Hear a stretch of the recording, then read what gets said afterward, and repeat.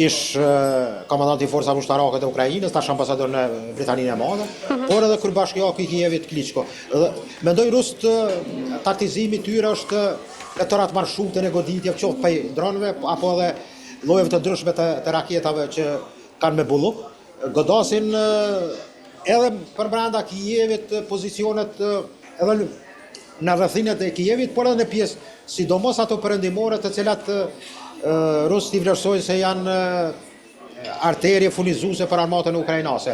Rusia dëshiron që me këto goditje ta lodh dhe ta bjen në aktin e kryer vetë Zelenskin, apo edhe atë fjalën e Donald Trumpit që është vështirë dhe nuk mund të dilin fitues me një superfuqi siç është Rusia.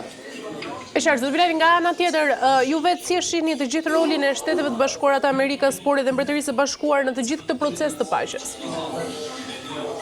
Po, akteri kryesor sot në botë është një fjali atje Trumpit, me duket që thotë që një rol të OKB-s ka marrë SBA.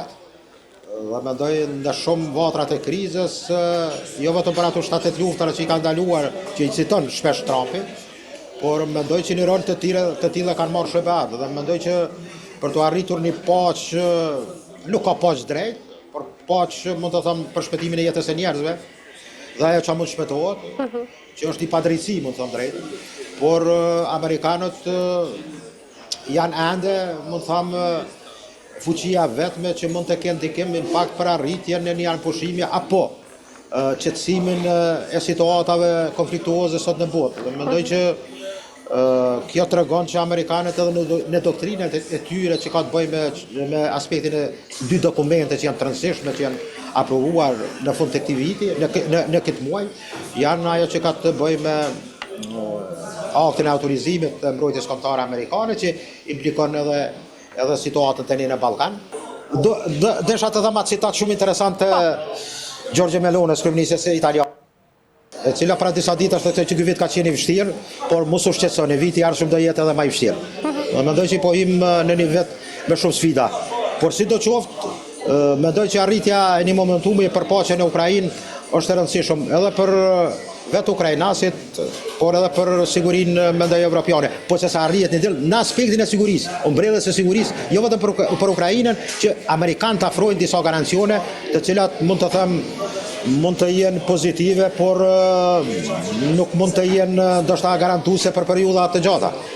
E qartë, do të flasim një tjetër çështje ku kryeministri izraelit Benjamin Netanyahu do takohet me presidentin e SBA-s Donald Trump për bisedimet që pritet të përqendrohen në të ardhmen e anëpushimit për rripjen e Gazës, ku negociatat për të filluar të ashtuquajtur ndoshta fazën e dytë duket se kanë arritur në një rrugë të re edhe pa krye, po i quaj.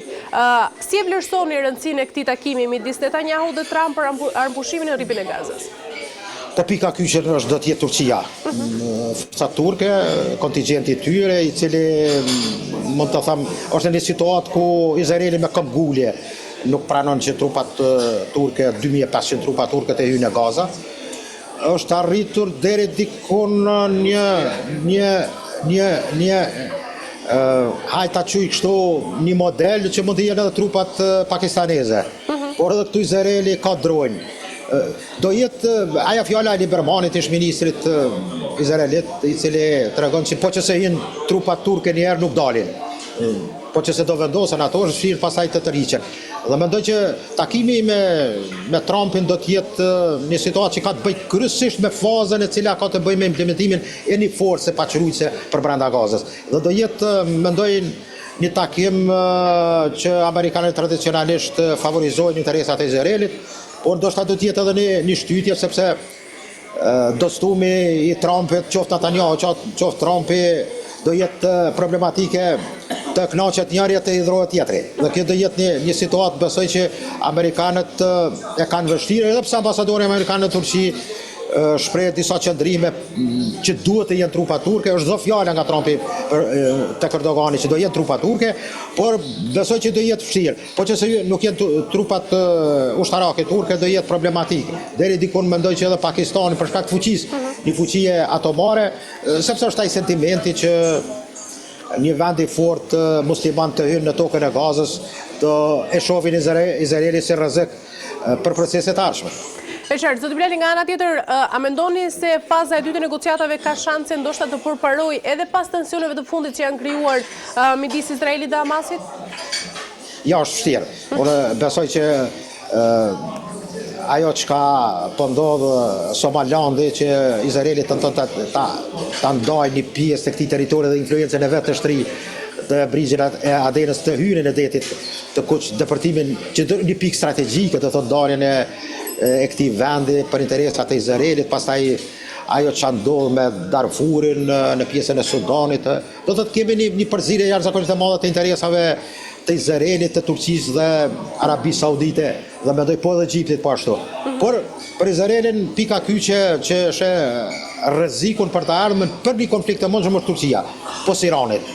Dhe pastaj në anën tjetër kemi një situatë ku një aleancë mes Iranit dhe Turqisë, e cila dashte pa dashte do vijë si rezultat i gjithë këtyre projekteve të herët Izraelit apo Izraelit të madh që në projekcionin e Netanyahu dëshiron që ta shtrijë dikimin e vet dhe të sjell probleme të gjitha vendeve të regionit. Do jetë, mund të them, sfida e ardhshme e 10 vjeçarit, do jetë konflikti që mund të ndizet mes Turqisë dhe Izraelit dhe pastaj do kemi një situatë ku Izraeli faktikisht me arritjen e një lloj partneriteti strategjik me Greqinë dhe pjesën Cipriote greke dëshiron që të mbyllë, mund të them, ato arterjet e interesave turke. Po a do kemi konflikt të drejtë për drejtë? Besoj që po afrohemi në atë kohë që do ta kemi një situatë dhe një kataklizëm të rëndë në këtë pjesë ende, mund të them, pa stabilitet siç është lidhja mesme. Zoti Bilali, nga ana tjetër, nëse ndodhte gjithë kjo fazë, a mendoni se Shtetet e Bashkuara mund të sigurojnë ndoshta një zgjedhje afatgjatë për konfliktin midis Izraelit dhe Hamasit? Po, amerikanët në strategjinë e tyre të sigurisë nacionale të hartuar nuk e specifikojnë, ndoshta meqense është pikë e ndihshme edhe për amerikanë lidhja mesme për shkak të burimeve që ka kjo zonë e botës dhe është, mund të them, po shqip në këtë pjesë ka lidhje edhe njerëzimi dhe mendoj që do jetë për secilën fuqi me interes.